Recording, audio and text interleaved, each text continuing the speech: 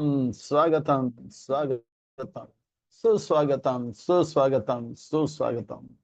अंतर्राष्ट्रीय कृष्ण भावना भावित संघ इस्कॉन के ओर से प्रस्तावित भगवद वाणी श्रीमद् भगवद गीता 18 अध्याय 18 17 18 दिन के यह 9वें अध्याय 9वें दिन 9वें सत्र में आए आप सब भक्तों का, धर्म प्रेमियों का, कथा प्रेमियों का, सत्संग प्रेमियों का, अतिथियों का, आजीवन सदस्यों का, श्रोताओं का, सोशल मीडिया के माध्यम से सुनने वाले श्रोताओं का भी, और भविष्य में रिकॉर्डिंग के माध्यम से सुनने वाले श्रोताओं का भी हृदय के गहराई से प्रेम पूर्वक हार्दिक स्वागत करते हैं।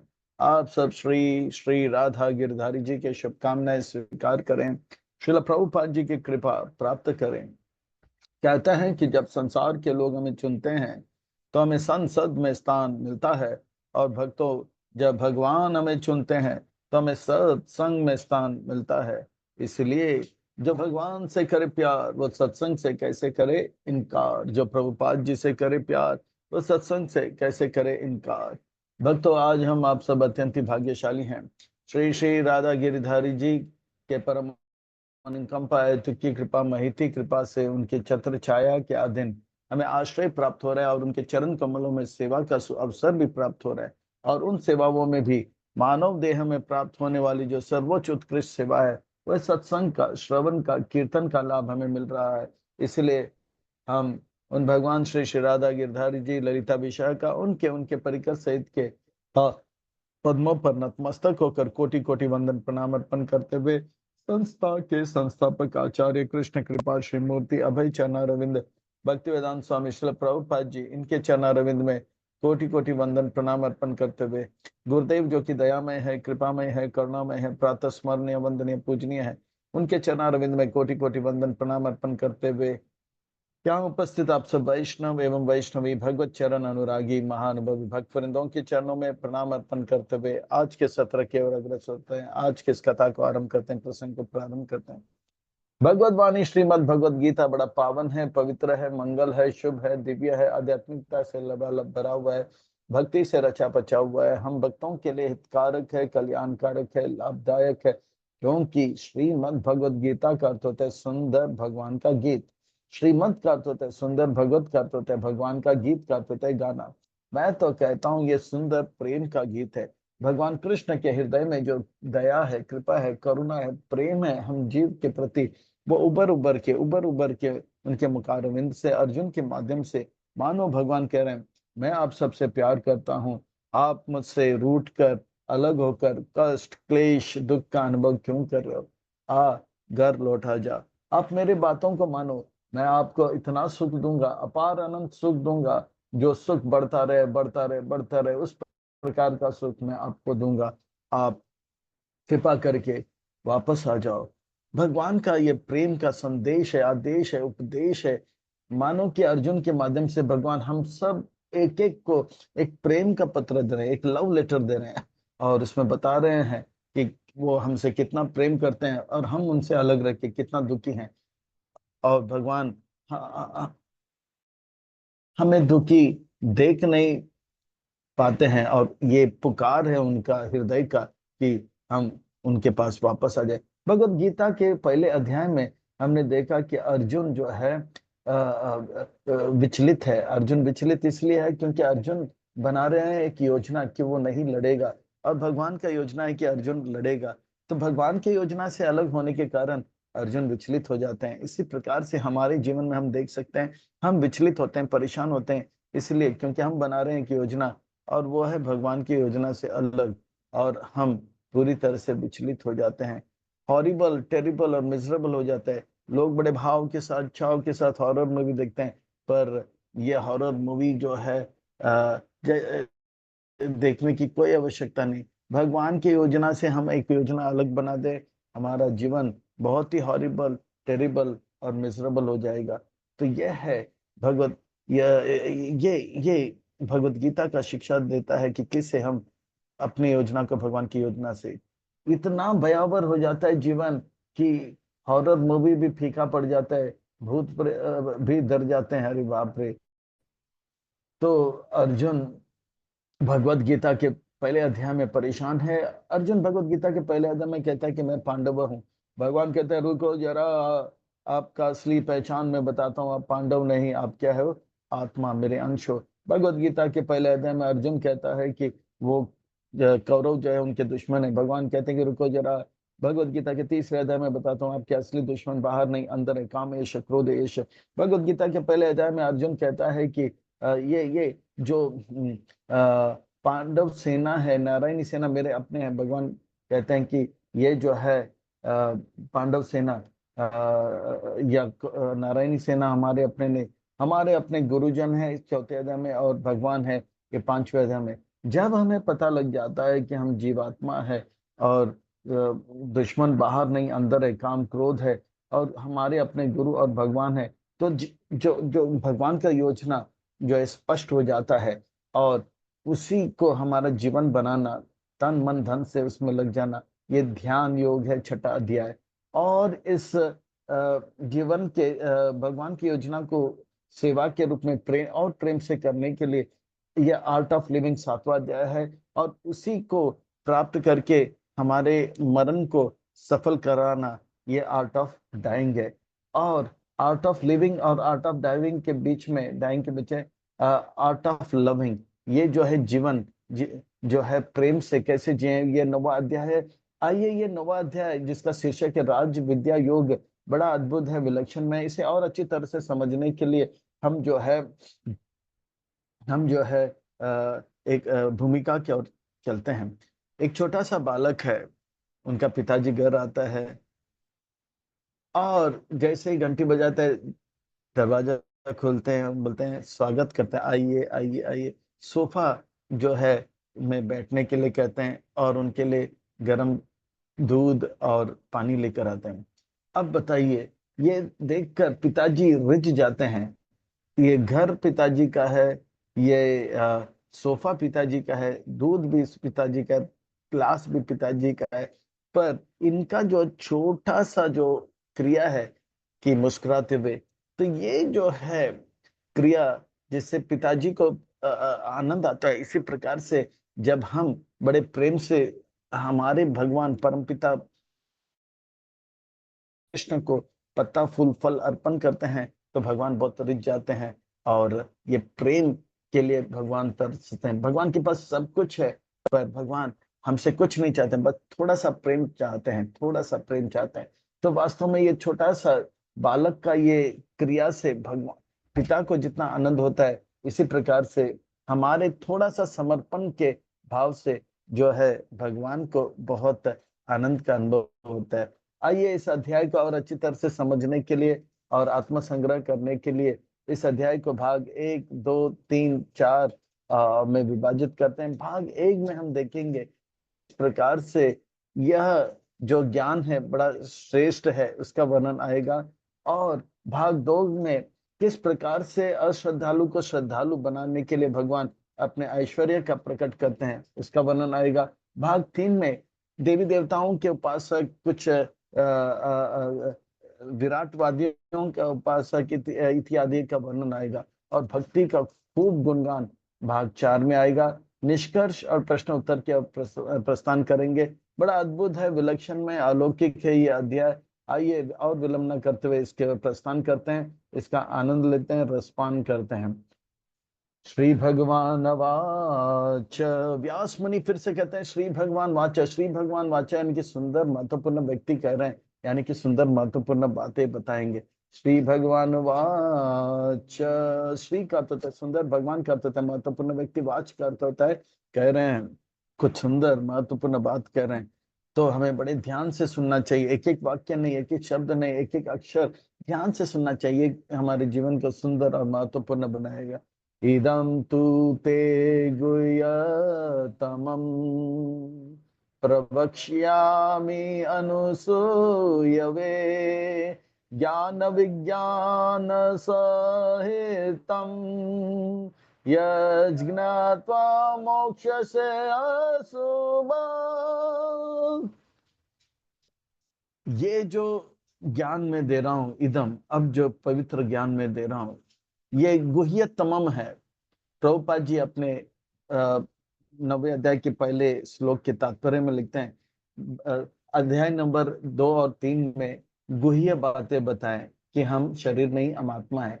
और अध्याय नंबर 7 और 8 में बताते हैं कि जीवात्मा और भगवान कैसे भगवान जीवात्मा के साथ आदान प्रदान करते हैं। वो गुह्यतर है। और ये जो शुद्ध भक्ति है, प्रेम भक्ति है, वो गुह्यतमम 90 अध्याय में बताया जा रहा है। इदम, अब जो मैं ज्ञान बताया, गुह्यतमम है। गुह्य का अर्थ है रहस्यमय, तमम का अर्थ है सबसे ज्यादा जो है रहस्यमय है। प्रवक्ष्यामि, अब मैं बताने वाला है आपको, क्योंकि आप अनुसूयवे है। अनुसूयवे का अर्थ होता है, असूया का अर्थ होता है ईर्ष्या, है ना, द्वेष। भला उसका कमीज मेरे कमीज से सफेद कैसे। पर अनुसूया का अर्थ होता है कि भक्त लोग के अंदर में किसी प्रकार का ईर्ष्या नहीं होता है। वो बोलता है उनके पास इतना है, भगवान का कृपा है उनके पास, तो इस प्रकार से वो द्वेष नहीं करते हैं। वो जानते हैं भगवान मुझे भी दिया है और जरूरत से ज्यादा दिया है, तो सच्चे हृदय से वो कभी किसी का जो है कपड़ा अगर ज्यादा सफेद है तो बोलते हैं भगवान की कृपा से उनको जो सुपर अल्ट्रा डिटर्जेंट दिया इसलिए वो सफेद है, तो वो ज्यादा ईर्ष्या नहीं करते हैं। वो जानते हैं भगवान ने कम से कम मुझे कपड़ा तो दिया है। ज्ञान विज्ञान सहितम, और ये ज्ञान जो है और ये जो गुह्यतम हम बात बता रहा हूँ, वो ज्ञान और विज्ञान के साथ हो। ज्ञान का अर्थ होता है जानकारी, विज्ञान का अर्थ होता है साक्षात्कार के साथ जानकारी। जैसे रसगुल्ला जो है गोल है, सफेद है, मीठा होता है और उसमें शक्कर होता है, दूध होता है, ये तो जानकारी हो गया। पर साक्षात्कार के साथ, यानी कि मुंह में डालने का, अरे वाह इसका स्वाद तो अलौकिक है, अद्भुत है, विलक्षण है, अद्वितीय है, वाह अब तो रहा नहीं जगह और एक चाहिए, तो ये विज्ञान हो गया। तो इस प्रकार से भक्ति का जानकारी और साक्षात्कार दिया जाएगा। ये ज्ञात्वा, इसे जानने के बाद जीवन में कुछ भी अशुभ नहीं रहेगा। अशुभ क्या है? काम, क्रोध, लोभ, मोह, मद, मात्सर्य, अनर्थ नहीं रहेगा। ये विद्याओं का राजा है। राज विद्या राज गुह्यम पवित्रम इदम उत्तमं प्रत्यक्ष अवगमं धर्म्यं सुसुखं कर्तुम अव्ययम्। ये जो है सारे विद्याओं का राजा है। जो भी क्रिया करते हैं उससे सुख मिलता है, और उस क्रिया का जानकारी जो है उसको विद्या कहते हैं। वो क्रिया जिससे जिससे सबसे ज्यादा सुख मिलेगा उसको उसको जो है क्रियाओं का राजा कहा जाएगा। और वो क्रिया जो सबसे ज्यादा सुख देता है वो है भक्ति। यानी कि भक्ति के बारे में जानकारी देने वाला जो जो वस्तु है उसे राज विद्या कहा जाएगा, क्योंकि भक्ति जो है सबसे ज्यादा सुख देता है, और भक्ति के बारे में जानकारी जो देगा वो सारे विद्याओं में राजा माना जाएगा। और ये गुह्य है, यानी कि जब तक भगवान का कृपा नहीं होगा यह हमें पता नहीं लगा। और भगवान कृपा करेंगे जब हम भक्त बनेंगे और भक्तों से में सका चेती सका बनेंगे और जो है अनुसुईया होंगे। तो 3 बातें भगवान बता रहे हैं। ये नहीं कहते कि आपके पास पीएचडी होना चाहिए, संस्कृत पता होना चाहिए या धन इतना होना चाहिए। कहते हैं भक्तों से में सका चेती, और कहते हैं अनुसूयवे। जितना हमारे हृदय से जो है ईर्ष्या जाएगा, भगवत गीता का ये रहस्य खुलता जाएगा। पवित्रम इदम उत्तमम, ये बहुत ही पवित्र है। जिस प्रकार से भगवान पवित्र है, भगवान का वाणी भी पवित्र। उत्तमम, ये तमगुण से उठा हुआ है, श्रेष्ठ है, उत्कृष्ट है, और इससे बढ़कर कोई ज्ञान नहीं। प्रत्यक्ष इसको अनुभव करना चाहिए। ऐसा नहीं कि केवल अच्छा वो भक्ति कर रहे, ये भक्ति कर रहे, हमें भी अनुभव करना चाहिए। और वास्तव में जब लोग भक्ति के बारे में देखते हैं और बोलते हैं हाँ भक्ति अच्छा है, भक्ति अच्छा है, पर खुद जब मंदिर में आते हैं संध्या आरती में भक्तों के साथ नाचते हैं, फिर बोलते हैं अरे वाह आज तो आनंद आ गया, चैंटिंग डांसिंग फीस्टिंग से मेरा जीवन जो है सुख से, और मेरा जीवन पवित्र हो गया। प्रत्यक्ष अवगमम धर्म्यम, और ये सुख से भरा हुआ है। शुरू में भी सुख देता है और मध्य में भी सुख देता है, अंत में भी सुख देता है। ये सुख का मार्ग है। सुसुखम कर्तम अव्ययम, और ऐसा सुख भक्ति देता है जो व्यय नहीं होता है। यानी कि व्यय का अर्थ होता है घटना, और जैसे मोमबत्ती जलाते हैं तो घटता है। अव्यय का अर्थ होता है जो घटता नहीं है। ऐसा भक्ति हमें प्राप्त होता है। तो ये भक्ति कृष्ण हर कोई करेगा ना। आपने इस भक्ति का इतना सुंदर वर्णन किया, ये इतना महत्वपूर्ण है और आनंदमय है, तो हर कोई इसे स्वीकार करेगा। नहीं अर्जुन नहीं, हर कोई नहीं। जिनके पास श्रद्धा नहीं वो मेरे पास नहीं आते हैं, और ऐसे अश्रद्धालु लोग जो है मुझे प्राप्त नहीं करेंगे, मेरे भक्ति को प्राप्त नहीं करेंगे, मेरे जो है सुख अपार आनंद सुख को प्राप्त नहीं करेंगे। वो उसका क्या होगा कृष्ण? वो मृत्यु संसार में बार बार जन्म मृत्यु के चक्कर में फंसता रहेगा।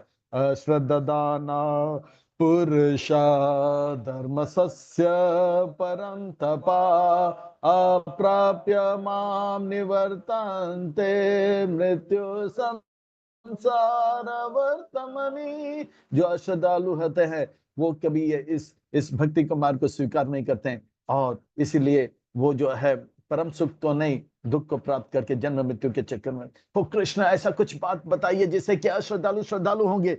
हाँ अर्जुन, हाँ मैं अश्रद्धालु को श्रद्धालु बनाने के लिए मेरे ऐश्वर्य ज्ञान का प्रकट करता हूँ, क्योंकि इस संसार में लोग चमत्कार को नमस्कार करते हैं, और इसी प्रकार से मैं जो है इस संसार को चला रहा हूं, पर चमत्कार दिखाता हूं ताकि अश्रद्धालु श्रद्धालु हो जाएंगे। मेरे ऐश्वर्य ज्ञान का प्रकट करता हूं, और सुनो मेरे ऐश्वर्य ज्ञान के बारे में। मया ततम इदम सर्वम जगद अव्यक्त मूर्तिना मत्स्थानि सर्वभूतानि ना चाहम तेषु अवस्थिता।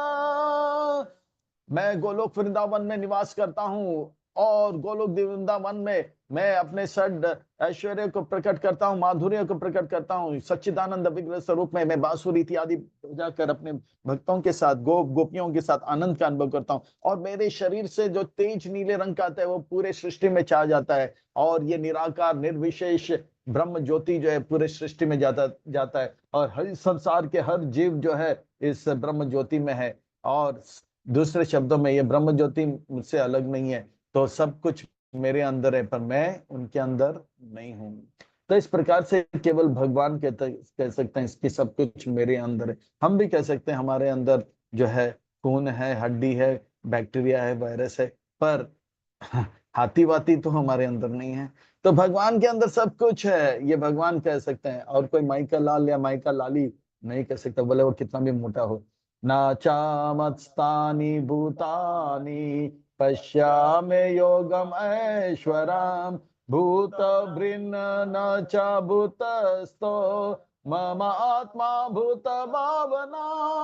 मैं भूत भृन्न हूँ, भूतस्थ हूँ, मैं भूत भावना हूँ। दूसरे शब्द में भगवान कहते हैं मैं इस संसार का हर चीज मुझसे प्रकट होता है, मैं हर जगह पर छाया हुआ हूँ, मैं सारे जीवात्माओं का पालन करता हूँ। भूत भाव यानी कि भगवान जो है भूत ब्रेन यानी कि वो सारे जीवात्माओं का पालन करते हैं। भूतस्थों का अर्थ होता है सारे जीवात्मा भगवान में जो है स्थित है, भगवान के ब्रह्म ज्योति, भगवान आश्रय देते हैं, उनको स्थान देते हैं रहने के लिए, और भगवान जो है सारे जीवात्माओं का स्रोत है। इतने बड़ी बड़ी बातें केवल भगवान कह सकते हैं।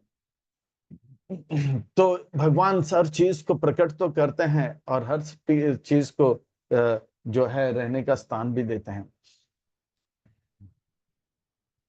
भगवान कहते हैं कि सब कुछ मुझसे आता है, सब कुछ मुझसे आता है, यानी कि सब कुछ जो है भगवान से आता है। पर भगवान कहते हैं कि सब कुछ मेरे अंदर है, और मेरे अंदर जो है आश्रय लेता है, और मैं जो हूँ इन सब से हटकर हूँ। भगवान गोलोक वृंदावन में अलग से रहते हैं, और बाकी पूरा संसार ब्रह्म ज्योति में भगवान के इस ब्रह्म ज्योति में पाया जाता है। ये भगवान का चमत्कार है, ऐश्वर्य है। मैं सबका पालन करता हूँ, और इस प्रकार से भगवान हर जगह पे छाया हुआ है। ये भगवान का चमत्कार है। जिस प्रकार से आकाश में वायु इधर उधर जाता रहता है, इसी प्रकार से सारे जीवात्मा जो है मुझ पे मेरे ब्रह्म ज्योति में जो है स्थित रहते हैं। यथा आकाश स्थितो नित्यम वायु सर्वत्र गो महान तथा सर्वाणि भूतानि मत्स्थानि उपधारये। मेरे ही अंदर सारे जीवात्मा छाए होते हैं। जिस प्रकार से आकाश में जो है आकाश से बाहर वायु नहीं रह सकता, इसी प्रकार से मुझसे अलग जीवात्मा रह नहीं सकते हैं। हे कृष्ण, सारे जीव जो है आपके अंदर गए, मैं तो समझ गया आप इतने इतने जो है आप सारे जीवात्माओं को आपके अंदर रखते हो। पर ये बात बताइए, जब ये पूरा ब्रह्मांड प्रलय में के समय आ जाता है, ब्रह्मांड में प्रलय आ जाता है, पूरा ब्रह्मांड जो है नाश हो जाता है, तब ये जीवात्मा नाश हो जा, क्या हो जाता है इन जीवात्माओं का? कृपा करके बताइए। बताता हूँ अर्जुन, बताता हूँ।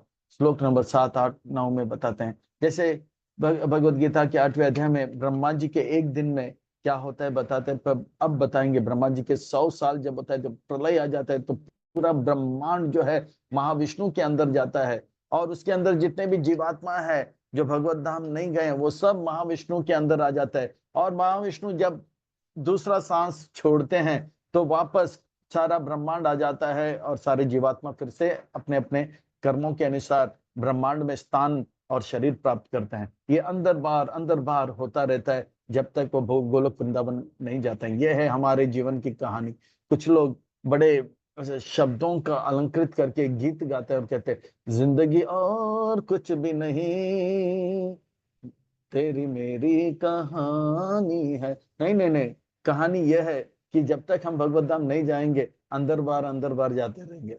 जैसे सांस लेंगे तो प्रलय होंगे, अंदर जाएंगे, सांस छोड़ेंगे तो जन्म मृत्यु जरा व्याधि के चक्कर काटते रहेंगे। जिंदगी और कुछ भी नहीं, जन्म मृत्यु जरा व्याधि के चक्कर में फंसे रहेंगे।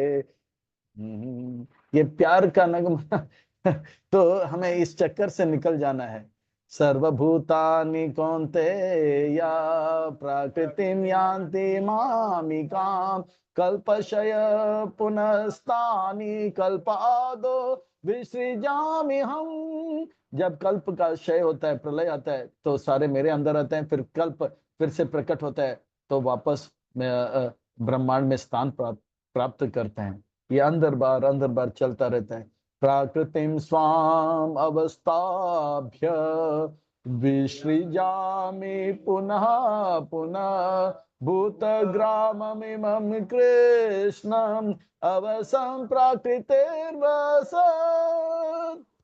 इस प्रकार से यह चलता रहता है। बार बार जो है सृष्टि होता है, बार बार प्रलय होता है, और ये चलता रहता है, ये चलता रहता है, और जीव इस कष्ट का अनुभव करते हैं। और भगवान से देखा नहीं जाता है कि भगवान अपने, जैसे एक पिता अपने संतान को कष्ट में नहीं देख सकते हैं, इसी प्रकार से भगवान नहीं देख सकते। हम इस जन्म मृत्यु के चक्कर में फंसे हुए।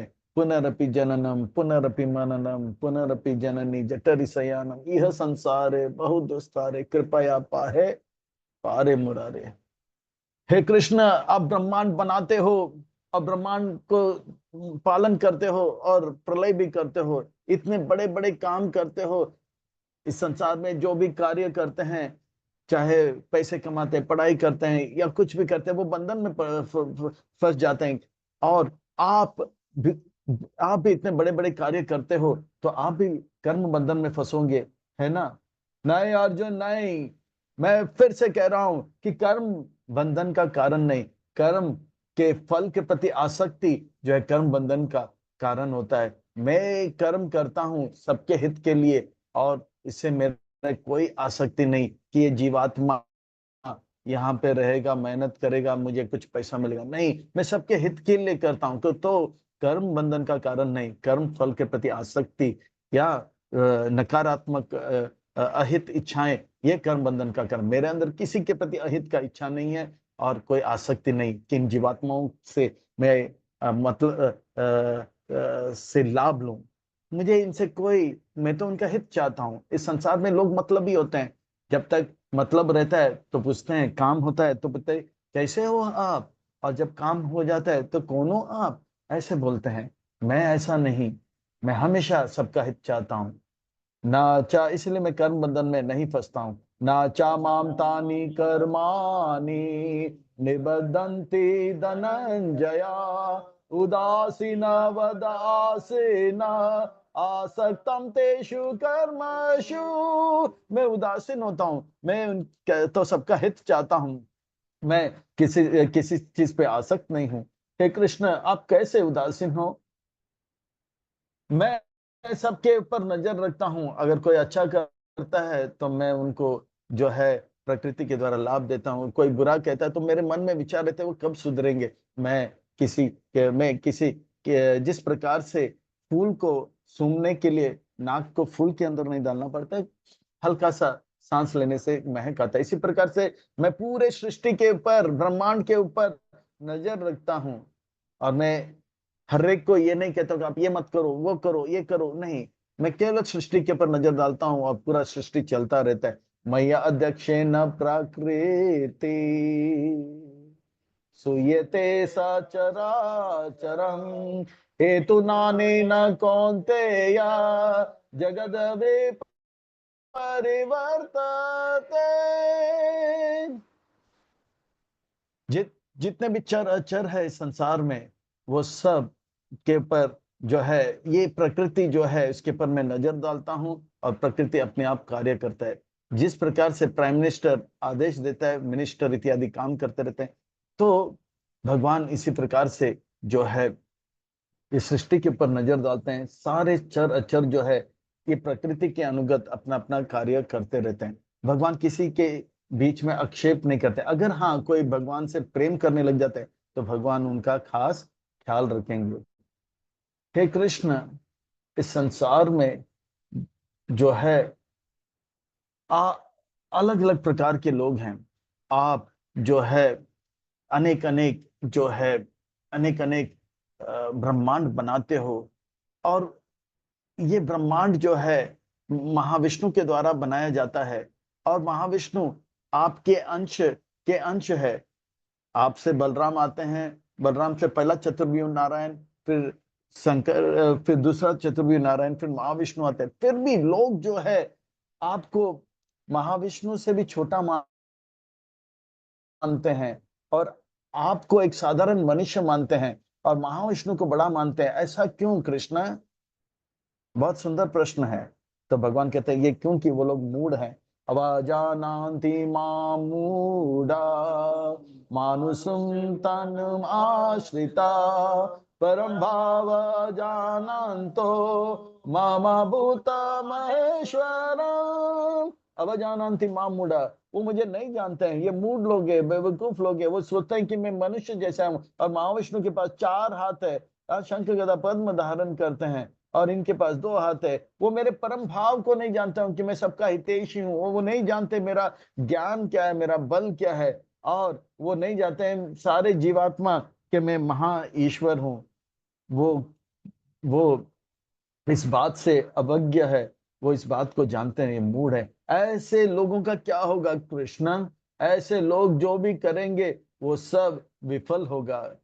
ऐसे लोग जो आपका जो है अनादर करते हैं, ईर्ष्या करते हैं, वो जो भी करेंगे उनका क्या होगा अर्जुन? वो जो भी करेंगे, सोचेंगे या पाएंगे, वो सब विफल होगा, नाश होगा। मोग आशा मोग कर्मानु मोग ज्ञान विचेतसा राक्षसीं मासुरीं चैव प्रकृते मोहिनीमाश्रिता।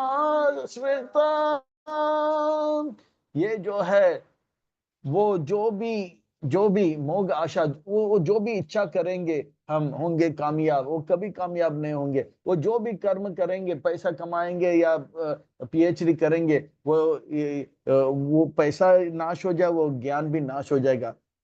या तो जीते जी नाश हो जाएगा, वो कंगाल हो जाएगा, या शरीर छूटने से वो पैसा सब बैंक में ही पड़ा रहेगा। तो चाहे वो पीएचडी हो या धन हो, मोग आशा मोग कर्म, वो जो भी ज्ञान प्राप्त करेगा वो सब विफल होगा। उनका ज्ञान जो है या तो वक्त से पहले चला जाएगा, नहीं तो शरीर छूटने के बाद फिर से उनको एबीसीडी सीखना ही पड़ा। राक्षसी मासुरिम चे, वो राक्षसी प्रवृत्ति का हो जाता है, असुर प्रवृत्ति का होता है। असुर कौन होते हैं? जो भगवान के सुर से सुर ना मिलाए वो असुर। और सुर कौन होते हैं? जो भगवान से सुर मिलाए वो सुर। और जो भगवान से सुर ना मिलाए वो असुर। आसुरिम चैव प्राकृतिम, भगवान का बहिरंग शक्ति जो है महामाया है, उसके द्वारा आश्रित होते हैं। हे कृष्ण, फिर इस संसार में कौन है जो आपको आदर करते हैं, आपका पूजा करते हैं, आपको सम्मान देते हैं? ऐसा कोई है? हाँ है। कौन है वो? महात्मा है अर्जुन, महात्मा। महात्मानां स्तु मां पार्थ दैवीं प्रकृतिम् आश्रिता भजन्ते अनन्या मनसो ज्ञात्वा भूतादिम अव्ययम्। ये महात्मा है वो जो है महामाया में नहीं, योग माया में, अंतरंग शक्ति में के आश्रित होते हैं। वो मेरे सेवा में लगा रहता है, मेरा भक्ति करता रहता है, वो भजन करता है, अनन्य न अन्य। वो मन से मेरा भजन करता है, सेवा करता है और मुझसे प्रेम करता है। वो जानता है भूत आदि में जितने भी जीव हैं उनका आदि हूँ, स्रोत हूँ, अव्यय हूँ। यद्यपि सब कुछ भगवान से आता है तो भगवान घटते नहीं है। इस संसार में अगर 1000 रुपया में से 100 रुपया निकालो तो क्या 1000 रुपया घट जाता है और 9 रुपया 900 रह जाता है। पर भगवान से सब कुछ आने के बाद भी भगवान घटते नहीं, व्यय नहीं होते हैं, अव्यय हूँ, भूतादिम अव्यय हूँ। ये महात्मा लोग जानते हैं। हे कृष्ण, ये महात्मा लोग करते क्या है? वो आपका भजन कैसे करते हैं? सततम कीर्तयन्तो माम यतन्तश्च दृढव्रता नमस्यन्त च मां भक्त्या नित्ययुक्त उपासते। वो सतत मेरा कीर्तन करते रहते हैं, यानी कि 24 घंटा, 7 गुना 24, और सप्ताह के 7 दिन और महीने के 30 दिन, साल के 365 और जीवन भर सतत एक एक पल मेरा कीर्तन करते हैं, क्योंकि वो मुझसे प्रेम करते हैं। जैसे प्रेमी प्रेमिका को कभी भूल नहीं सकते हैं, हमेशा उनका गुणगान करते हैं, वैसे वो मेरे से प्रेम करते हैं। यतन मम दृढ़ बिता, वो मेरा सेवा करने के लिए दृढ़ रहता है। चाहे चंदन चाहिए तो गोवर्धन से वो जो है मलेशिया तक जाने के लिए तैयार हो जाते। चाहे पाश्चात देश सारी ने, उम्र 70 हो गया है, साथ नहीं दे रहा है, जन साथ नहीं देता है, तन साथ नहीं देता है, मन साथ में, फिर भी दृढ़ बिता वो रहते हैं। यतन चमद, वो मुझे नमस्कार करते हैं, मेरा दर्शन करके वो देखते नहीं मट्टी लगा हुआ है, प्रेम से दंडवत करते हैं। नमस्तंते च मां भक्त्या, प्रेम से नित्य युक्त भगवान मेरा नित्य युक्त कर, मेरे से जुड़े हुए रहते हैं, इससे कभी अलग नहीं रहते हैं। भगवान कहते हैं सतत कीर्तयन्त माम, सतत कीर्तन भगवान को अच्छा लगता है, भगवान को बहुत अच्छा लगता है। लोग कहते हैं कि अरे अरे रात हो गया, आप भजन क्यों कर रहे हो? अरे भगवान को, अरे चतुर्मास चल रहा है, भगवान सोए हुए, आप लोग भजन करेंगे तो भगवान, अरे भगवान यहाँ पे स्पष्ट कहते हैं कि उनको वो चाहते हैं कि भक्त लोग सतत, वो ऐसे भक्त को चाहते हैं जो कि सतत कीर्तन करते हैं। भगवान बुरा नहीं मानते हैं। तो ये अज्ञानी लोग हैं, जो नास्तिक लोग हैं, भगवान के भक्तों को अपरिपक्व भक्त लोगों को विचलित करने के लिए अरे भगवान रूठ जाएंगे, और कुछ लोग इस बात में आ जाते हैं। हाँ, दुर्भाग्यवश। ज्ञान यज्ञ चापी, और इसके सिवा इस संसार में बहुत सारे लोग हैं। हाँ अर्जुन, बताता हूँ उनके बारे में। ज्ञान यज्ञ चापि अन्ये यजंतो माम उपासते एकत्वेना पृथक्त्वेना बहुधा विश्वतो मुखम्। कुछ लोग देवी देवताओं का उपासना करते हैं, कुछ लोग ज्ञान के मार्ग में चलते हैं, कुछ लोग जो है कहते हैं कि एक ही भगवान है, कुछ लोग कहते हैं अनेक भगवान है, कुछ लोग जो है भगवान को विराट रूप में जो है ये जितने भी वृक्ष है वो जितने भी वृक्ष है वो भगवान का बाल है, और पहाड़ जो है क्या है, भगवान की पीठ की हड्डी है, इस प्रकार से वर्णन करते हैं। तो कुछ देवी देवता उपासक होते हैं, कुछ निराकारवादी होते हैं, तो कुछ कहते हैं कि एक भगवान है, कुछ कहते हैं कि अनेक भगवान है, देवी देवता है, और कुछ कहते हैं कि भगवान जो है ये पूरा ब्रह्मांड है। तो इस प्रकार से अलग अलग प्रकार के लोग अलग अलग प्रकार से कल्पना करते हैं। पर मेरे भक्त जानते हैं कि सब कुछ मुझसे आता है। जैसे इंग्लिश में कहते हैं ना, गवर्नमेंट डेमोक्रेसी के बारे में, government by the people, of the people, for the people. इसी प्रकार से मेरे भक्त जानते हैं जिस संसार में जो कुछ भी है, by Krishna, for Krishna and of Krishna. अहम कर्तुर अहम यज्ञ स्वादाहम अहम औषधम मंत्रहम अहम एवाजम अहम अग्निरहम होताम। तो इस प्रकार से जो है मेरे शुद्ध भक्त जानते हैं कि सब कुछ जो सतत मेरा कीर्तन करते हैं वो उनके जैसे नहीं है, या देवी देवतावादी या मायावाद जैसे। वो जानते हैं इस संसार में जो भी शास्त्र में बताए गए विधि हैं वो सब भगवान ने दिया है, वो भगवान को प्रसन्न करने के लिए। और जितने भी यज्ञ हैं वो भगवान को प्रसन्न करने के लिए। जितने भी हम आहुति देते हैं हमारे पूर्वज को, इससे भगवान से आता है और भगवान को दिया जाएगा। जितने भी औषध है वो भी भगवान से आता है। ये ओम नाम का या जो मंत्र है वो भी, जितने भी मंत्र है वो भी भगवान से आता है, वो और वो भगवान है। और जितने भी मक्खन है, अहम अग्नि अहम उत्तम, वो मक्खन भी भगवान से आता है। और जो अग्नि है वो भी भगवान से आता है, और अग्नि भी भगवान है, मक्खन भी भगवान है। ये सब कुछ भगवान है, भगवान से आता है और भगवान के लिए इस्तेमाल किया जाना चाहिए। जैसे मक्खन वास्तव में पृथ्वी जल है, अग्नि है, तो पृथ्वी जल अग्नि भगवान से आया, तो भगवान से आया हुआ है, भगवान है। और भगवान की सेवा में लगना है, ये मेरे भक्त जानते हैं।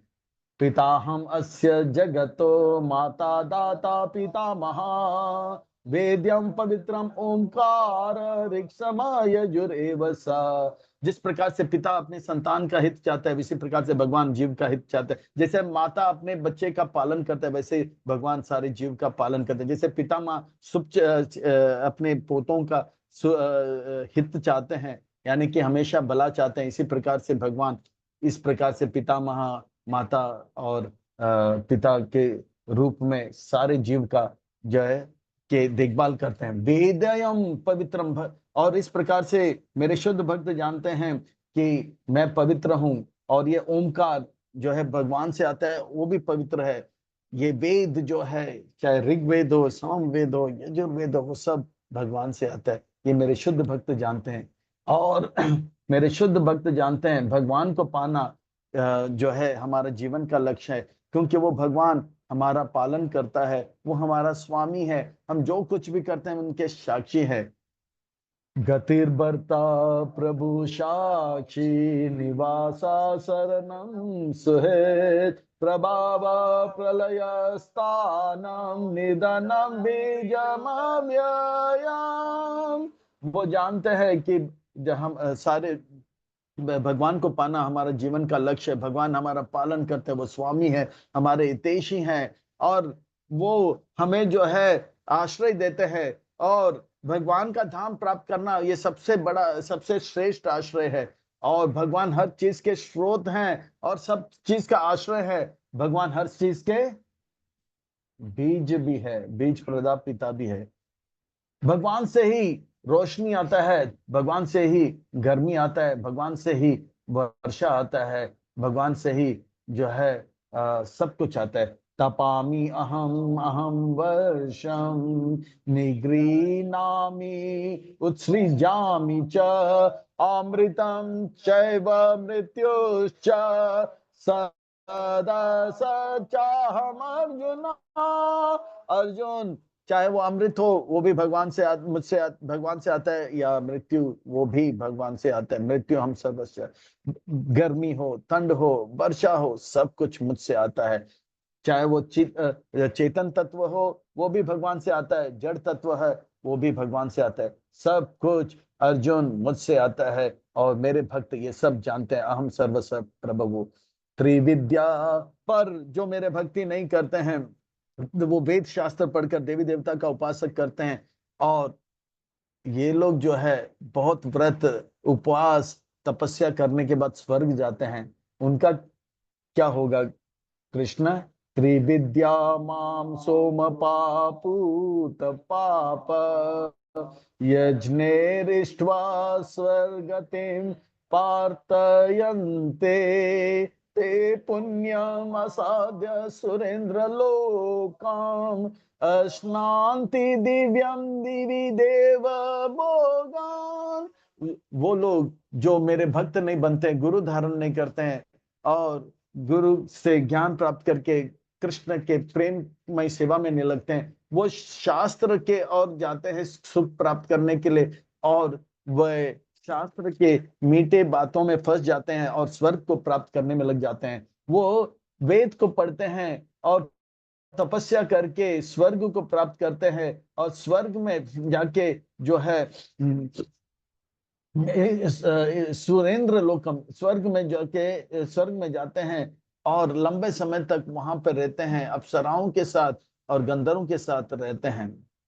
ते तां भुक्त्वा स्वर्गलोकं विशालम शिन्ये पुण्य मृत्युलोकं विशन्ति एवं त्रय धर्मम अनुप्रापाना गता गता काम काम लभन्ते। इस प्रकार से वो पुण्य के बल से ऊपर जाते हैं और पुण्य कम हो जाते हैं तो वापस नीचे आते हैं। जैसे गेंद को ऊपर फेंकते हैं, जब तक गेंद के अंदर वो फोर्स रहता है, बल रहता है, ऊपर तक जाता है, जब फोर्स खत्म होता है तो वापस नीचे आ जाता है। इस प्रकार से एरोप्लेन ऊपर जाता है जब तक पेट्रोल रहता है, फ्यूल रहता है, ऊपर रहता है, पेट्रोल खत्म होने पर वापस उनको आना पड़ता है। इसी प्रकार से वे लोग व्रत करते हैं, तपस्या करते हैं, इतना जो है उपवास वगैरह करते हैं, मेहनत करते हैं, पर पुण्य क्षय होने के बाद उनको वापस आना पड़ता है। तेताम भुक्त्वा स्वर्गलोकम विशालम, लंबे समय तक रहते हैं अप्सराओं के साथ, तामती ताम तामती ताम तामती ताम,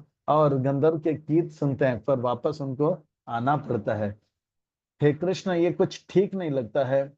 ये लोग इतना मेहनत करते हैं और उनको शाश्वत धाम नहीं मिलता है, और आपके भक्त लोग जो है वो केवल चैंटिंग डांसिंग फिस्टिंग करके हिप्पी हैप्पी हो गया, रूसी ऋषि हो गया, चीनी मुनि हो गया, जापानी जपा में लग गए और दुखी लोग सुखी हो गया और भगवत धाम को भी प्राप्त कर ले। हाँ कृष्ण, हाँ हाँ अर्जुन, हाँ ये भक्ति का मार्ग बहुत सरल है और सहज है, और इसमें मुझसे प्रेम करना होता है, मैं सुख का स्रोत हूँ। ये लोग मुझे छोड़कर, जो कि सुख का स्रोत है, इनडायरेक्टली मुझसे अलग जो है देवी देवताओं के मार्ग को चुनते हैं, इसलिए उनको ज्यादा कष्ट झेलना पड़ता है। जैसे मैं पिता हूं, पिता से पुत्र संतान का संबंध होता है, पर वो संबंध छोड़ के चाचा चाची के पास जाते हैं तो थोड़ा मेहनत ज्यादा करना पड़ता है। मेरे भक्त मेरा चिंतन करते हैं, पूजा करते हैं, ये भक्ति का मार्ग बहुत ही सरल है, मैं उनसे प्रेम करता हूँ, उनकी सारी आवश्यकता मैं पूरा कर देता हूँ। अर्जुन, अनन्य चिंतयन्तो माम ये जना पर्युपासते तेषां नित्याभियुक्तानां योगक्षेम वहामि हम। योग यानी कि जो नहीं है, यानी कि उनके पास कुछ कमी होगा तो वो मैं पूरा करता हूँ। क्षेमम, जो उनके पास है उनका रक्षा करता हूँ। वहामि अहम, हे कृष्ण, अहम यानी कि ये कैसे भक्त, कैसे प्रेमी है, आपसे काम करा के लेते हैं? नहीं अर्जुन नहीं, मेरे भक्त मुझसे कोई काम करा के नहीं लेना चाहते हैं। मेरे शुद्ध भक्त तो वो सेवा देना चाहते हैं, वो मुझसे थोड़ा भी सेवा लेना नहीं चाहते हैं, पर ऐसे शुद्ध भक्त के लिए मैं जो है सेवा करना चाहता हूँ। कैसे उनको भूख लग जाती है, वो वैसे पड़े रहते हैं, तो माधवेंद्रपुरी पास जो है परिक्रमा कर रहे थे गोवर्धन का, भूख लगा था, हल्का सा तंद्रा आ रहा था, जब जप कर रहे थे हरे कृष्ण, तो मैं ही जाकर उनको जो है दूध दिया था। उनके अंदर जो कमी है मैं पूरा करता हूँ, और उनके पास जो है उसका मैं रक्षा करता हूँ। उनके भक्ति का जो कमी है वो मैं पूरा करता हूँ। उनके भक्ति जो अब तक बना हुआ है योग, वह ना वो कभी नाश नहीं होता है। नेहा अभिकम नाशो अस्ति प्रत्यय न विद्यते। तो कभी उनका भक्ति जो है उसका रक्षा करता हूँ, और भक्ति में जो कमी है उसे मैं पूरा करता हूँ। वहां में मैं खुद उनके लिए दूध लेकर आया था। ऐसे कैसे? ये तो प्रेम का संबंध है अर्जुन। जैसे एक प्रेमी प्रेमिका को, जैसे एक माँ अपने बच्चे को कितना भी मोटा हो तो प्रेम से उठा के लेके जाते, 9 महीने तक घर में रहते, क्योंकि ये प्रेम का संबंध है। मैं इतने इतने ब्रह्मांड को उठा सकता हूँ, चलाता हूँ, तो ये मेरे भक्तों की जो प्रेम करते हैं उनकी आवश्यकता मैं पूरा नहीं कर सकता हूँ? वो मुझसे मांगते नहीं है, पर मैं उनको प्रदान करता हूँ कृष्ण। ऐसे हैं मेरे प्रेमी भक्त। और जो देवी देवता के उपासक है, वो लोग इतना मेहनत करते हैं, उनके उनको क्या लाभ मिलता है, वो उनके बारे में बताए। ये आपी अन्य देवता भक्त यजन्ते श्रद्धयान्विता ते आपी माम एव कौन्तेया यजन्ते अविधि पूर्वकम। वो भी शास्त्र की बातें मानते हैं, पर वो शास्त्र के जो है अविधि पूर्वक, डायरेक्ट नहीं, इनडायरेक्ट मार्ग को पर जाते हैं। जैसे खाना मुंह में डाला जाता है, है ना। पर इमरजेंसी आ जाता है, मुंह से खाना नहीं जाता तो खाना नाक से भी दिया जाता है, कभी कभी जो है पीछे से भी दिया जाता है, नीचे से भी दिया जाता है। प्रभुपाद जी एक प्रवचन में, पर वो अविधि पूर्वक में, पर विधि क्या है, मुंह से खाना। इसी प्रकार से सुख चाहिए, आनंद चाहिए तो भगवान का भजन करना चाहिए। अगर भगवान का भजन, पर देवी देवता का भी पूजा है, वो सुख के लिए वो शास्त्र में लिखा है, पर वो जो है लंबे समय के बाद, मैंने पिछले अध्याय में बताया कितने, कम से कम 40 जन्म के बाद वो मेरे पास आएंगे। तो विधि क्या है, भगवान के पास जाना है। अहम ही सर्वयज्ञानां भोक्ता च प्रभुरेव च न तु मामभिजानान्ति तत्त्वेनान्त च वान्ति ते।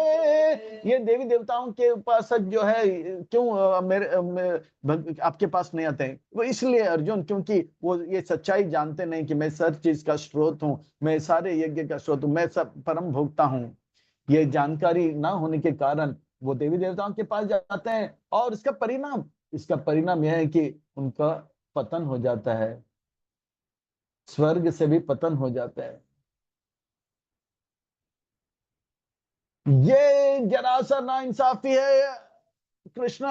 देवी देवता इतना व्रत करते हैं, इतना उपवास करते हैं, और जो है वो लोग जो है ऐसा चीज प्राप्त करते हैं जिससे शाश्वत नहीं होते, और उनका पतन हो जाता है। और आपके भक्त जो है केवल आपके नाम कीर्तन करते हुए जो है भगवत धाम को प्राप्त कर लेते हैं, कम मेहनत में ज्यादा लाभ प्राप्त करते हैं। और ये लोग इतना मेहनत करते हैं और थोड़ा लाभ मिलता है, ये जरा सा नाइंसाफी है, ठीक नहीं। नहीं अर्जुन नहीं, ये तो नियम है। यान्ति देवव्रत देवान पितृयान्ति प्रीतिव्रता भूतानि यान्ते भूतेज यान्ति मद्याजिनो अपिमाम। जो जैसा बचता है वो वैसे पाता है, ये तमाम प्रपदांत है, मैंने पहले ही बता दिया। जो जिसको बजेगा वो उसे पाएगा। जो लोग देवी देवताओं को का भजेंगे वो देवी देवताओं को पास जाएंगे, जो पितरों को भजेंगे वो पितरों के पास जाएंगे, जो भूत प्रेत को पूजेंगे वो भूत प्रेत के पास जाओ, जो मेरा भजन करेगा वो मेरा शाश्वत धाम में आएगा। मैं कोई पक्षपात नहीं करता हूं, जो जैसा करेगा वैसे पाएगा। देवी देवता, उन भूत प्रेत और पितर वे अशाश्वत है, उनका धाम अशाश्वत है, उनका फल अशाश्वत है, उनके दिया गया वस्तु भी अशाश्वत रहेगा। मैं शाश्वत हूं, मेरा भक्ति शाश्वत है, मेरे द्वारा दिया गया सुख भी शाश्वत रहेगा। ये नियम है, मैं कोई पक्षपात नहीं करता हूं कृष्ण अर्जुन, मैं कोई पक्षपात नहीं करता हूं। हे कृष्ण, आपके भक्त लोग कैसे आपका भजन करते हैं? वो मेरे प्रेमी भक्त जो है मुझे प्रेम करते हैं, वो जो भी खाते हैं मुझे पहले खिलाते हैं। पत्रम पुष्पम फलम तोयम यो मे भक्त्या प्रयच्छते तदा भक्त्या उपहर्ताम अस्नामि प्रयतात्मना। मैं प्रेम का भूखा हूं कृष्ण अर्जुन, मैं प्रेम का भूखा हूं। वो मुझे प्रेम से पत्ता फूल फल अर्पण करते हैं। जैसे दुर्योधन ने 56 भोग मेरे से मुझे अर्पण करना चाहते थे, पर मैं उससे कभी भी प्रभावित नहीं था, क्योंकि भले वो बहुत ही शुद्ध इत्यादि स्वादिष्ट इत्यादि था, पर उसमें प्रेम नहीं था। अर्जुन प्रेम नहीं था। पर वहीं पर विदुरानी के घर पे गया, उनके घर में कुछ नहीं था, तो वो ने केला खिलाने के चक्कर में मुझे केला का छिलका किया, पर उसमें प्रेम था, वो केला का छिलका मैं खा गया। पत्ता फूल फल प्रेम से अर्पण किया जाएगा। जैसे चैतन्य महाप्रभु जब चैतन्य लीला करते हैं, जब नवद्वीप में निमाई के रूप में वो केला बेचा श्रीधरा, यानी कि केला बेचे श्रीधरा, वो केला का फूल, केला का फल, केला का पत्ता और जो है और जल वो उनके दुकान से लेते थे। उनके दुकान में बहुत सारे देवी देव बहुत सारे और केला वाला थे, पर उनसे नहीं जाते थे। पर इनके पास से क्यों जाता था? क्योंकि इनके पास क्या था? प्रेम था, भक्ति था। मैं भक्ति का भूखा हूँ, प्रेम का भूखा हूँ, और कोई मुझे पत्ता एक फूल एक फल जल अर्पण करे। और ये भक्ति इतना आसान है, अमीर तो अमीर, गरीब व्यक्ति भी एक पत्ता कहीं से उठा सकता है, तुलसी का पत्ता, एक फूल अर्पण कर सकता है कहीं बगीचे से, और फल भी, और केला भी बड़े सस्ते में मिल जाता है, आम 5 रुपया 3 रुपया में, और मेरा सेवा कर सकते हैं। और जो अमीर है और ज्यादा सेवा कर सकते हैं। मुझे प्रेम चाहिए, प्रेम। और कृष्ण किसी के पास प्रेम नहीं होगा तो वो जो भी करे मुझे अर्पण करे, वो जो भी दे पहले मुझे देकर औरों को दे। ऐसा करते करते एक समय आएगा कि वो उनके ऊपर कृपा होगा, और कृपा होगा तो मन पवित्र होगा, मन पवित्र होगा तो वो मुझसे और प्रेम करेंगे और इस प्रकार से वो भी शुद्ध भक्त बनेगा। उनके लिए यत करोषि यत स्नासि यत जुहोसि ददासि यत तपस्यासि कौन्तेया तत्कुरुष्व मद अर्पणम्। वो जो भी करता है, बंगला बनाता है, ये बनाता है, पैसा कमाता है, तो वो मुझे अर्पण करें। बोला ये बंगला भगवान का है और इस प्रकार से भगवान का सेवा में लगा रहेगा। और जो भी खाता है पहले मुझे भोग लगाए, फिर बाद में खाए। फिर वो जो भी देता है दूसरों को, कपड़े देते हैं, वो पहले मुझे देकर औरों को दे दे। और इस प्रकार से वो तपस्या भी करता है, तो वो तपस्या इसलिए करे कि इस तपस्या से कृष्ण प्रसन्न हो जाए। शुद्ध भक्त और ये जो भक्त है, मध्यम हो या कनिष्ठ, उनमें अंतर क्या है? मेरे प्रेमी भक्त पहला अपने आप को समर्पित करते हैं और बाकी कार्य करते हैं, पर जो पूरी तरह से समर्पित नहीं, वो पहले कार्य करते हैं और कार्य के फल समर्पित करते हैं। ये फर्क है अर्जुन। ओ कृष्ण, ये इतना सुंदर है भक्ति, कृपा करके और बताइए। शुभ शुभ फले रेवम मोक्ष से कर्म बंधने संन्यास योग युक्त आत्मा विमुक्ता मामुपविश्यसि। इस प्रकार से मेरे भक्त मुझे सेवा करते हैं, वो शुभ अशुभ देखते नहीं, वो खाली देखते हैं भगवान प्रसन्न हो जाना चाहिए। इस प्रकार से भगवान मुझे प्रसन्न करना उनका जो है लक्ष्य रहता है, और ये समर्पण का भाव, और इससे वो मेरे पास आते हैं। वो जैसे बताया जाता है कि समुंदर को पार करना, भारत देश को पार करना को छोड़ना अशुभ होता है, और वृंदावन में रहना बहुत ही शुभ होता है। पर प्रभुपाद जी जैसे भक्त जो है शुभ अशुभ को देखते नहीं, गुरु का आज्ञा सेवा को देखते हैं। पाश्चात्य देश को तारना है तो वे शुभ वृंदावन को त्याग करते हैं, अशुभ जो है समुंदर को पार करके मुझे प्रसन्न करने के लिए वो जो है पाश्चात्य चाहते हैं। ऐसे मेरे भक्त मुझे प्रेम करते हैं, वो शुभ अशुभ को देखते नहीं। ऐसे भक्त को मैं जो है सारे भव बंधनों से मुक्त कर देते हैं करता हूं, और वो मेरे पास आते हैं। हे कृष्ण, केवल आप अपने भक्तों को मुक्त करते हो, बाकियों को नहीं? क्या ये पक्षपात नहीं? नहीं नहीं नहीं अर्जुन, मैं पक्षपात नहीं करता हूं, मैं सबके लिए सम हूं। समोहम सर्वभूतेषु नामे द्वेषो अस्ति ना प्रिया ये भजन्ति तु माम भक्त्या मयि ते तेषु चाप्याम। मैं सबके लिए सम हूं, मैं सबको हवा देता हूं, मैं सबको पानी देता हूं, मैं सबको जो है रोशनी देता हूं। ऐसा नहीं कि भक्त है तो उन्हीं को खाना खिलाता हूं, ऐसा नहीं कि जो तिलक पहना है उन्हीं को जो है पानी देता हूं। हाथी जो स्नान भी नहीं करते, तिलक भी नहीं पहनता, उनको भी तो मैं 3 बार जो है 300 किलो खिलाता हूं। चींटी से लेके हाथी, मैं सबको खिलाता हूं, मैं सम हूं अर्जुन। पर हाँ, ये तो स्वाभाविक है, जैसे राजा जब पूरा प्रजा का ध्यान रखता है, पर उनके महल में रानी राजकुमार राजकुमारियों को खास ध्यान करते हैं क्योंकि वो उनके नजदीक है। इसी प्रकार से मेरे भक्त मेरे नजदीक हैं, उनका मैं थोड़ा ज्यादा ध्यान रखता हूँ। ये जो है पक्षपात नहीं, ये तो स्वाभाविक है अर्जुन, स्वाभाविक है। मैं पक्षपात नहीं करता हूँ, मैं सम हूँ। समोहम सर्वभूतेषु, मैं सबके लिए पानी देता हूँ। जैसे बारिश जब आता है तो समुद्र में भी आता है और पहाड़ में भी आता है और खेतों में भी आता है, वो पक्षपात नहीं करता। इसी प्रकार से मैं पक्षपात, जैसे सूर्य जब आता है तो सब जगह पे रोशनी आता है, पर कोई वो ऐसा नहीं करता, ये अभक्त है तो इसको नहीं दूंगा, और ये भक्त है तो उनके पर रोशनी आएगा। इसी प्रकार से मैं पक्षपात नहीं करता हूँ। पर जो मेरा भक्त बन जाते हैं उनका मैं थोड़ा खास ध्यान करता हूँ, ये स्वाभाविक है। यहाँ तक कि मेरे भक्तों से मैं इतना प्रेम करता हूँ, मेरा इतना प्रेम का, गलती से अगर वो कोई पाप कर लेता है अपने पूर्व जो वृत्तों के कारण, हाँ अनर्थों के कारण, बुरे आदतों के कारण वो वापस कोई गलत काम कर लेता है, तो भी मैं उसे बुरा नहीं मानता हूं, मैं उसे भक्त मानता हूं। अपि चेतु सुदुराचारो भजन्ते माम अनन्य भाग साधुरेव समन्तव्य सम्यक व्यवस्थितो हि सः। हे अर्जुन, मेरे भक्त अगर गलती भी कर लेते हैं, जानबूझ कर नहीं, अगर वो स्वभाव बस, क्योंकि वो जो है अपने पूर्व गंदे आदत के कारण वो गलती कर लेता है, उस गलती को मैं जो है बड़ा नहीं मानता हूं, मैं उसे साधु मानता हूं। आप उन्हें साधु कैसे मान सकते हो? कृष्ण अगर कोई अच्छा कार्य करते हैं तो उसे साधु मानेंगे, पर वो जानबूझकर अगर शराब पीता है, पान खाता है, तो आप ऐसे व्यक्ति को जो कि पूरा गलत काम कर रहे होंगे, साधु कैसे मानेंगे?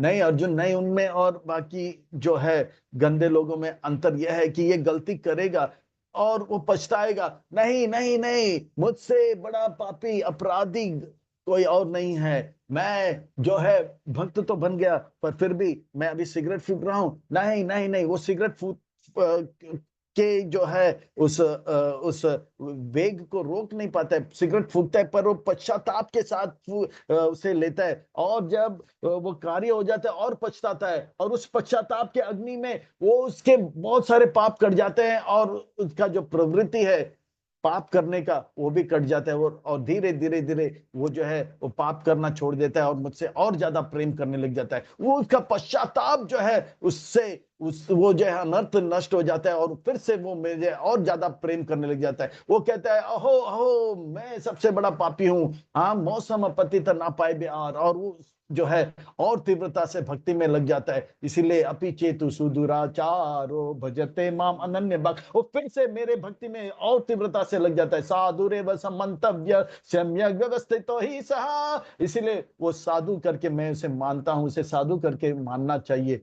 ये जो है ऐसा ऐसा वो जो है मेरे भक्ति में फिर से जो है गलती करना छोड़ देता है, गलती करके पछताता है, गलती करके पछताता है, फिर बात पछताता है इतना है कि वो फिर से गलती करना छोड़ देता है, और फिर से वो शुद्ध भक्ति के मार्ग में आ जाता है। क्षिप्रम भवति धर्मात्मा शाश्वत शांति निगच्छति कौन्ते प्रतिजानी ही नामे भक्त प्रणश्यति। मेरे भक्तों का कभी नाश नहीं होता है। कुंती कौंती के पुत्र कौन्ते, हम ऐसा आप जो है घोषित करो, हे कृष्ण, ये आप कह सकते हो, मुझसे क्यों कहलाते हो?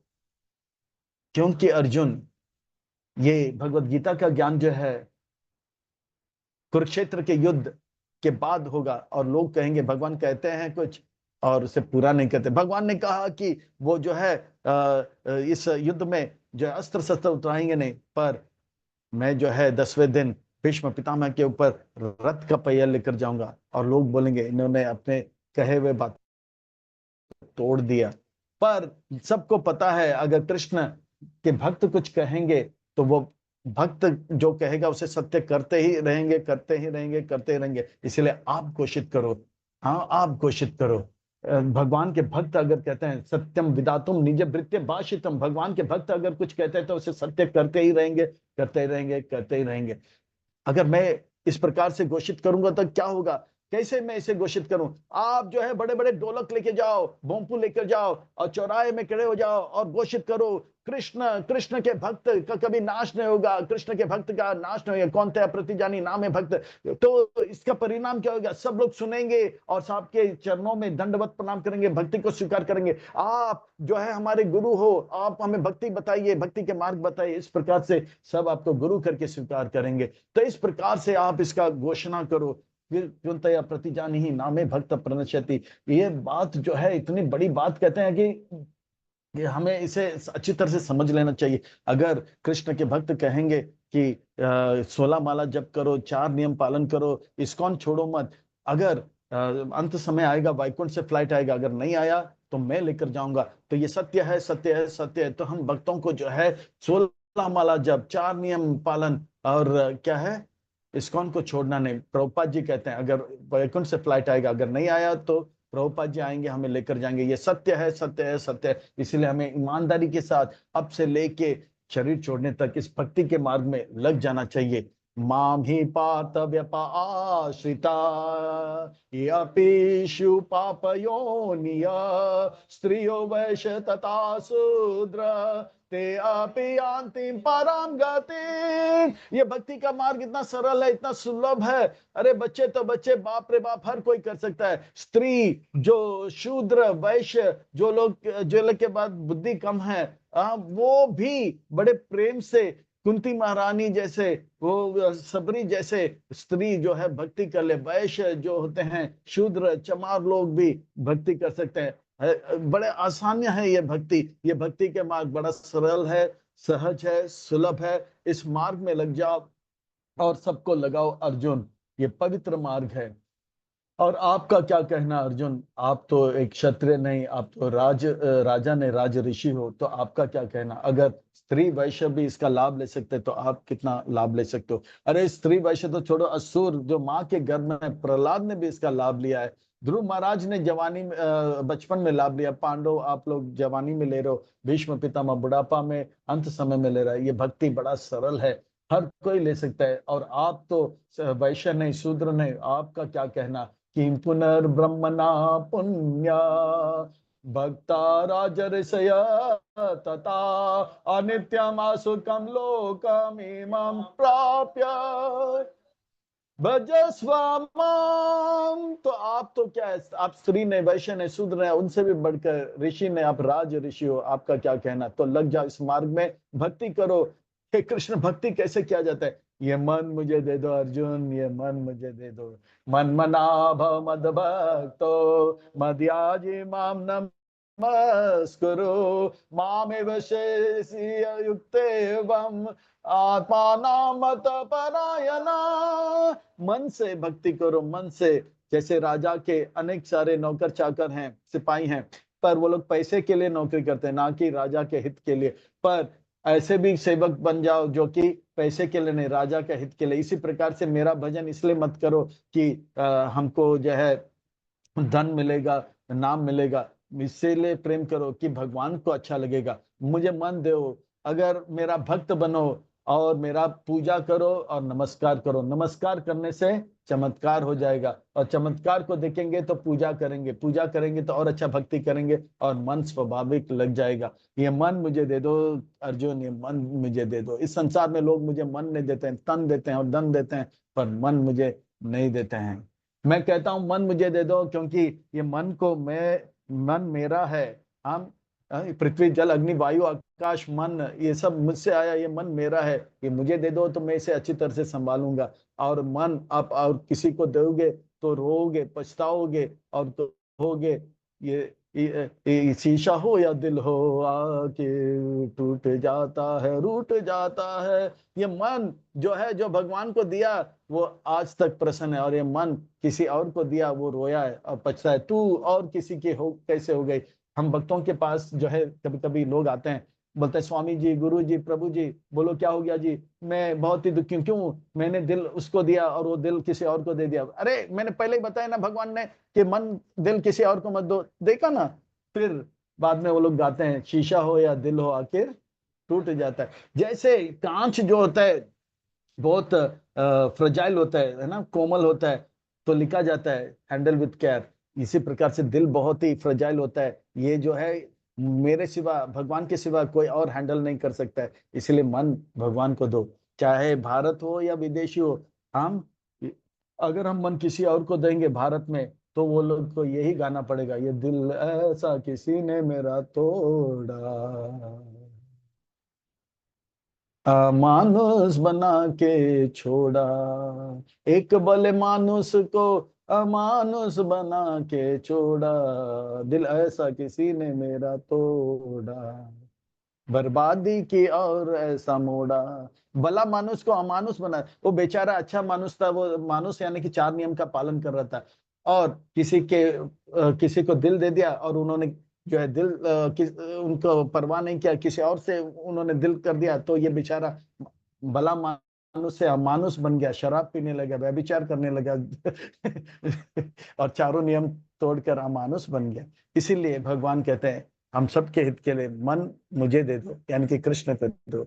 या फॉरेन में भी लोग मन किसी और को देते हैं। Last Christmas I give you my heart, the very next day you give it away. अरे क्रिसमस में मैंने आपको दिल दिया, अगला दिन मुझे छोड़कर आप किसी और को प्रेम करने लगे। पर इस बार मैं आपको नहीं, कृष्ण को अपना मन दूंगा। तो कृष्ण को मन देना चाहिए, और कृष्ण को हमारा मन देंगे तो हम कभी धोखे में नहीं रहेंगे। इस संसार में जो कृष्ण को छोड़कर मन किसी और को दिया, वो धोखे में रहा। और इस संसार में जिन्होंने कृष्ण को मन दिया, चाहे वो मीराबाई हो या राधा रानी हो या कुंती महारानी हो, द्रौपदी हो, वो सुख आनंद का अनुभव किए। अतः हम सबको कटिबद्ध होना चाहिए, और ये मन जो है किसको देना है? भगवान को जाए। ये राज विद्या है, राजगुह्य है, ये पवित्र है, उत्तम है। तो हमें कटिबद्ध होना चाहिए, भक्ति के मार्ग में लग जाना चाहिए और अच्छी तरह से जप करके अच्छे भक्त बनकर अपने जीवन को सार्थक करना है। हरे कृष्णा। तो बहुत बहुत धन्यवाद, साधुवाद। आप लोग जो है इतने दिन मैं आश्चर्य हूं। एक दिन नहीं, 2 दिन नहीं, 3 दिन नहीं, 4, 5, 6, 7, 8, 9 दिन। वास्तव में आप सब साधुवाद और धन्यवाद के पात्र हो। वास्तव में अगर मेरे अंदर योग्यता होता या काबिलियत होता तो हम सबके पीठ में जो है टपटपाता और बोलता है साधुवाद धन्यवाद। पर ऐसा तो मैं कर नहीं पा रहा हूं। पर जरूर हम अपने आप को जो है शाबाशी और जो है धन्यवाद साधुवाद अर्पण करेंगे। सबसे निवेदन करें दाहिने हाथ को ऊपर उठाए और थोड़ा मोड़ ले और अपने ही पीठ को टपटपाए और शाबाशी और साधुवाद और धन्यवाद दे। बहुत सच में भगवान बहुत ही प्रसन्न हो जाएंगे। ये जो चमक दमक का समय है, इस चमक दमक के समय में आपने भगवान के लिए 9 दिन तक, और 9 दिन रह गया, लगे रहिए और पूरा आनंद लीजिए। अब मुझे एक चीज बताइए, ये जो 9वां अध्याय है, राज विद्या से शुरू हुआ और यहाँ तक मन मनाओ मत भक्तों तक हुआ है, ये जो है कैसा लगा आप सबको? अगर सरल लगा, आसान लगा तो चैट बॉक्स में जो है वाई लिखिए या एस लिखिए। वास्तव में बहुत सरल है। हरे कृष्ण। धन्यवाद धन्यवाद धन्यवाद। सिद्धार्थ प्रभु धन्यवाद। ब्रजेश प्रभु धन्यवाद। आशीष प्रभु धन्यवाद। Thank you thank you thank. मुझे आप लोग सेवा का अवसर दे रहे हो, बहुत धन्यवाद। माता जी, देवी जी धन्यवाद। Thank you thank you thank you. ये बहुत सरल है, बहुत सरल है। लगे रहिए और अपने जीवन को सार्थक कर। सच पूछो तो ये भक्ति करने के लिए भक्तों असी में सकाचती और अनुसूवे, हमसे ईर्ष्या रहित होना है। ईर्ष्या रहित होने के लिए भी भक्ति करना है और अच्छा भक्त बनने के लिए भी भक्ति करना है। और भक्ति कलयुग में हरि नाम से होता है। हमें चाहिए कि अच्छी तरह से जप करें हरे कृष्ण महामंत्र। और इसके लिए, इसीलिए हम रोज जो है 5:30 से लेकर 7 बजे साथ में आते हैं, जप करते हैं। आपसे भी निवेदन करते हैं अच्छी तरह से ध्यानपूर्वक जप करेंगे, अच्छे भक्त बनेंगे, ईर्ष्या हमारे हृदय से जाएगा। ये गुह्य कृष्ण का जो है शिक्षा हमारे हृदय में प्रकट हो जाएगा। तो हमें ये जो है चैंटिंग को के इस सेशन में जरूर आए और अच्छे भक्त बनने का प्रयास करें। ऐसा अगर होगा, हम कहीं अटकेंगे नहीं, लटकेंगे नहीं, भटकेंगे नहीं। हम यहाँ तक आए हैं, यहाँ से आगे जाएंगे और अभी नहीं तो कभी नहीं। तो जरूर लगे रहिए। और किसी कारण से मैं थोड़ा थोड़ा जो है, एक और सेवा है। आप सबका प्रश्न अगर होगा तो चैट बॉक्स में लिखिए या व्हाट्सएप में लिखिए। इसका उत्तर आज रात को या कल सुबह तक आपको मिल जाएगा। आपने साथ दिया, बहुत बहुत धन्यवाद। साधुवाद, दंडवत प्रणाम। आज्ञा लेते हैं। हरे कृष्णा।